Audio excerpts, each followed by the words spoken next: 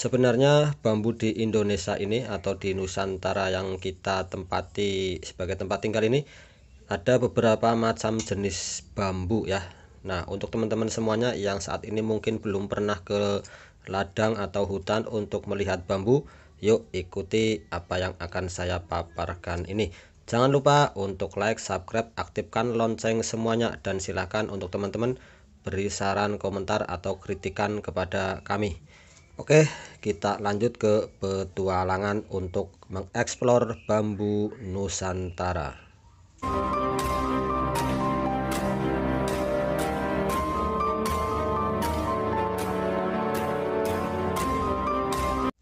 Assalamualaikum warahmatullahi wabarakatuh. Selamat datang kembali di channel Galeri Alam, channelnya untuk mendengarkan cerita kisah nyata yang berada di lingkungan sekitar kita. Oke, kali ini untuk teman-teman semuanya, ini yang saya pegang itu adalah bambu ya, jenis bambu, jenisnya bambu kuning atau bambu gading kuning ya. Mungkin di daerah teman-teman apa namanya, kalau di saya ini namanya pring kuning ya. Silahkan tulis saja di kolom komentar.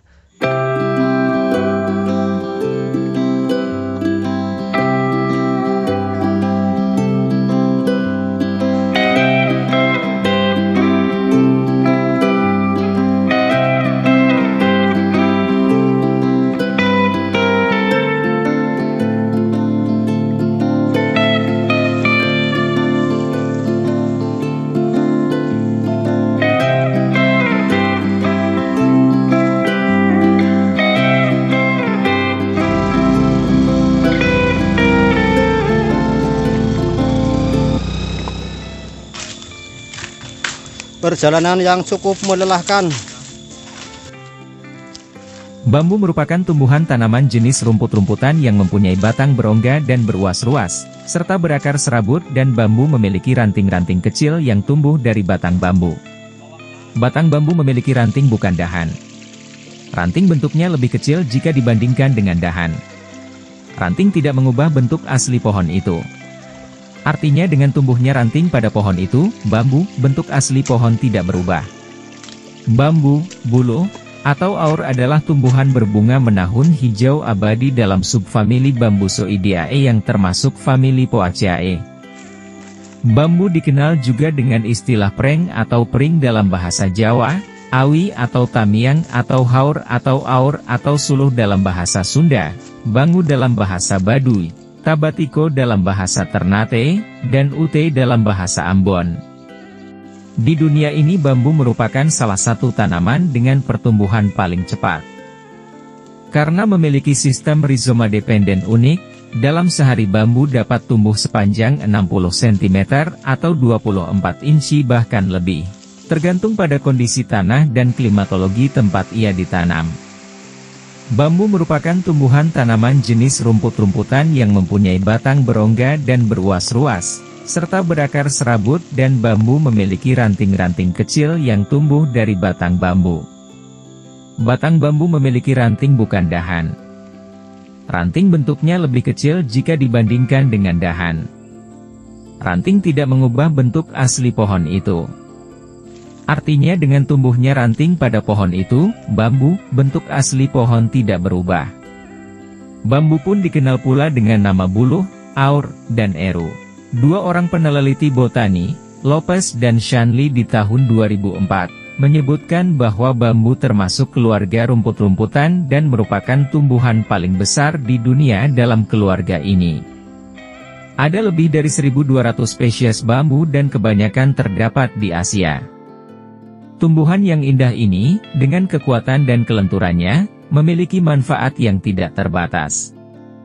Di Cina dan Jepang, pisau bambu digunakan untuk memotong tali pusar bayi pada saat dilahirkan, dan jenazah orang yang meninggal diletakkan di atas alas yang terbuat dari bambu. Tumbuhan ini sudah mendarah daging dalam kehidupan masyarakat sehari-hari. Tanaman bambu banyak ditemukan di daerah tropik di benua Asia, Afrika, dan Amerika. Namun, beberapa spesies ditemukan pula di Australia. Benua Asia merupakan daerah penyebaran bambu terbesar. Dari sekitar 75 genus terdiri dari 1.500 spesies bambu di seluruh dunia, 10 genus atau 125 jenis diantaranya terdapat di Indonesia. Berdasarkan sistem percabangan rimpang, genus tersebut dikelompokkan menjadi dua bagian. Pertama, genus yang berakar rimpang dan tumbuh secara simpodial, termasuk di dalamnya genus Bambusa, Dendrocalamus, Gigantocloa, dan Schizostachium.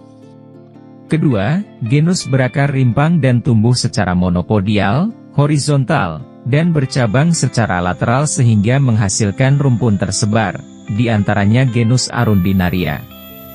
Sedangkan menurut peneliti asal Indonesia, Berlian dan Rahayu, Indonesia memiliki lebih kurang 125 jenis bambu. Ada yang masih tumbuh liar dan masih belum jelas kegunaannya. Beberapa jenis bambu tertentu mempunyai manfaat atau nilai ekonomis yang tinggi seperti bambu andong, bambu ater, bambu tali, bambu talang, bambu tutul, bambu cendani, bambu cengkoreh, dan lainnya. Bambu termasuk dalam ordo Poales, famili Poaceae, upafamili Bambusoideae, superbangsa Bambusoideae, bangsa Bambuseae. Di dunia ini bambu merupakan salah satu tanaman dengan pertumbuhan paling cepat. Dalam bahasa Makassar, bambu disebut bulo. Leluhur kita sudah sejak lama memanfaatkan bambu ini sebagai bahan bangunan mereka. Dalam istilah klasik suku Makassar, bahkan bambu sudah lama dikenal. Terbukti dengan prinsip mereka diambil dari kata bambu yakni abulo si batang, arti harfiahnya, berbatang bambu, dan maknanya adalah persatuan. Bambu merupakan sumber bahan bangunan yang dapat diperbaharui dan banyak tersedia di Indonesia. Dari sekitar 1.250 jenis bambu di dunia, 140 jenis atau 11%-nya adalah spesies asli Indonesia. Orang Indonesia sudah lama memanfaatkan bambu untuk bangunan rumah, perabotan, alat pertanian, kerajinan, alat musik, dan makanan.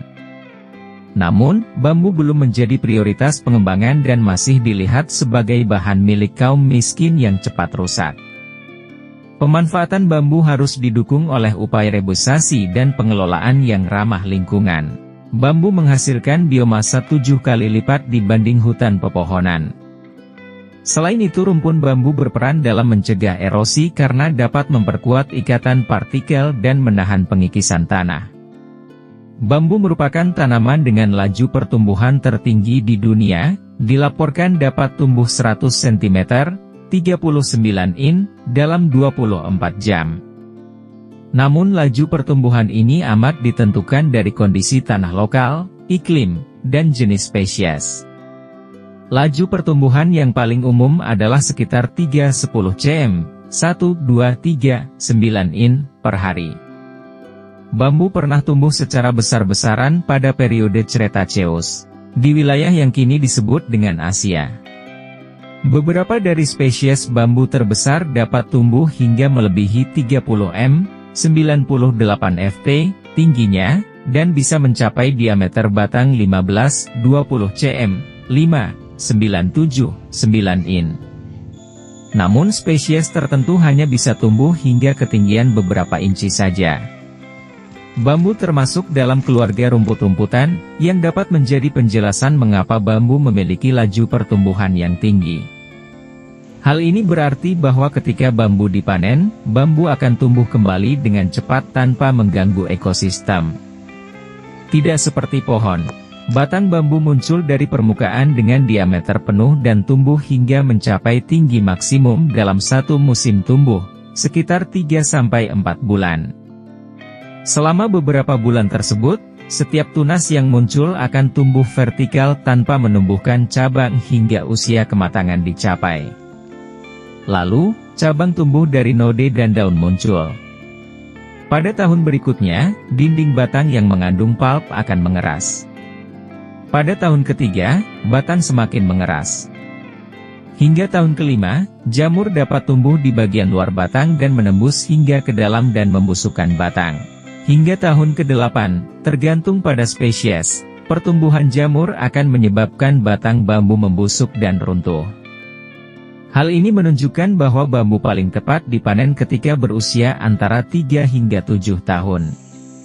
Bambu tidak akan bertambah tinggi atau membesar batangnya setelah tahun pertama, dan bambu yang telah runtuh atau dipanen tidak akan digantikan oleh tunas bambu baru di tempat ia pernah tumbuh. Bambu tumbuh dengan cara menyebarkan perakaran dan rizomanya di bawah tanah. Persebaran ini bisa sangat luas, dan jika tidak dikendalikan bisa menyebabkan tunas tumbuh di tempat yang tidak diinginkan, bahkan berpotensi invasif. Seberapa luas perakaran bambu menyebar ditentukan oleh jenis tanah dan iklim setempat. Rizoma yang berada di dalam tanah bisa dipotong jika diinginkan, dan jika rizoma terpisah dari badan utamanya, biasanya akan mati. Manfaat bambu. Meski tunas bambu mengandung toksin taksipilin, senyawa glikosida sianogenik, yang mampu menghasilkan sianida di dalam lambung, pemrosesan yang sesuai akan menjadikan tunas bambu bisa dimakan. Berbagai masakan Asia menggunakan tunas bambu, dan tunas bambu dijual dalam bentuk segar maupun kalengan. Lemur bambu emas memakan tunas bambu mentah dan mereka tidak terpengaruh toksin taksipilin. Tunas bambu dalam kondisi terfermentasi adalah bahan utama dalam berbagai kuliner di Himalaya. Di India disebut horisa. Di Nepal, tunas bambu difermentasikan dengan kunyit dan minyak sayur, lalu dimasak dengan kentang menjadi masakan yang dimakan bersama nasi, alutama bahasa Nepali. Di Indonesia, tunas bambu yang akan dikonsumsi dipotong tipis-tipis dan direbus untuk menghilangkan senyawa toksin, lalu dicuci bersih untuk kemudian dapat ditambahkan santan dan rempah-rempah untuk membuat gulai rebung. Resep lain yang memanfaatkan tunas bambu yaitu sayur lodeh dan lumpia. Tunas bambu yang telah diiris dicuci bersih dan atau direbus sebelum dimakan untuk menghilangkan toksin. Acar tunas bambu digunakan sebagai pelengkap makanan, bisa juga dibuat dari inti batang bambu muda, pit. Cairan yang keluar dari batang bambu muda disadap ketika musim hujan untuk menghasilkan minuman beralkohol. Daun bambu yang cukup besar dipakai sebagai pembungkus makanan ringan. Bambu juga digunakan untuk membuat sumpit dan alat memasak lainnya seperti spatula. Bambu merupakan bahan baku dari berbagai peralatan rumah tangga yang utama sebelum datangnya era peralatan rumah tangga dari plastik. Anyaman batang bambu yang dipotong tipis dapat digarap menjadi bakul nasi, ceting, bahasa Jawa, atau boboko, bahasa Sunda, tampah, bubuk perangkap ikan, tempat kue, besek, topi bambu, caping, adalah contoh dari beberapa peralatan yang terbuat dari anyaman batang bambu. Bagian dalam batang bambu tua biasanya digunakan sebagai alat memasak di banyak budaya Asia. Sup dan beras yang dimasak di dalam batang bambu dipaparkan ke api hingga matang. Memasak di dalam batang bambu dipercaya menghasilkan rasa yang berbeda. Rumah-rumah di pedesaan Jawa dan Sunda masih banyak yang memakai dinding bambu. Pohon bambu yang tebal terutama di bagian pangkal dipakai sebagai kaso. Batang bambu juga banyak dipakai sebagai jembatan darurat. Bambu berkualitas tinggi lebih kuat dibandingkan baja sehingga dapat digunakan sebagai bahan bangunan maupun senjata. Di Indonesia, bambu sering digunakan sebagai alat musik tradisional yang menjadi ciri khas masing-masing daerah Indonesia. Salah satu contohnya adalah angklung dan seruling yang berasal dari Sunda. Bambu dapat digunakan untuk dibuat menjadi rakit, dengan ukuran yang beraneka ragam. Panjangnya umur bambu menjadikannya ia sebagai simbol keteguhan, ketulusan di Cina, dan sebagai tanda persahabatan di India. Jarangnya bambu berbunga, membuat bunganya dianggap sebagai simbol kelaparan yang akan datang.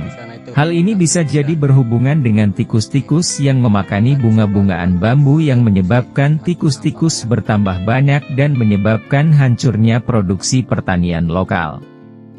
Pada akhirnya, bambu di Indonesia masih sangat penting untuk kepentingan ekologi dan ekonomi. Tidak hanya untuk kini, tetapi juga untuk masa depan. Bambu dapat menjadi tanaman rehabilitasi dan dapat mengembalikan fungsi lahan sebagai penahan air, pengendali erosi, siklus hara, pengatur iklim mikro dan penyerap karbon. Bambu juga bisa memberikan alternatif livelihood, mata pencaharian, bagi masyarakat yang mengelolanya. Demikian tentang sejarah bambu, mudah-mudahan bisa bermanfaat memberikan tambahan referensi tentang bambu. Mohon maaf bila dalam menyampaikan ini masih banyak kekurangan karena keterbatasan saya dalam mendapatkan referensi tentang sejarah bambu. Di Indonesia sendiri khususnya daerah-daerah tertentu seperti di Jawa Tengah sendiri masih banyak orang yang mempercayai tentang kekuatan mistis dan keunikan di bambu. Nah, untuk teman-teman yang masih penasaran dengan keunikan dan kekuatan mistis yang ada di bambu, silahkan tekan lonceng subscribe dengan mengaktifkan semuanya agar nanti pada saat saya upload video terbaru sedulur-sedulur semuanya bisa mengetahui. Terima kasih semua untuk sedulur-sedulurku yang sudah menyimak sampai habis, semoga selalu disehatkan dan dimudahkan dalam segala urusan termasuk rezeki yang datang dari berbagai arah. Dari saya cukup sekian dan terima kasih. Jangan lupa untuk like dan apabila teman-teman dan saudaraku ingin mengungkapkan kisah cerita pengalaman hidup agar pikiran plong, bisa hubungi alamat channel Galeri Alam langsung. Terima kasih. Akhir cerita. Wassalamualaikum warahmatullahi wabarakatuh.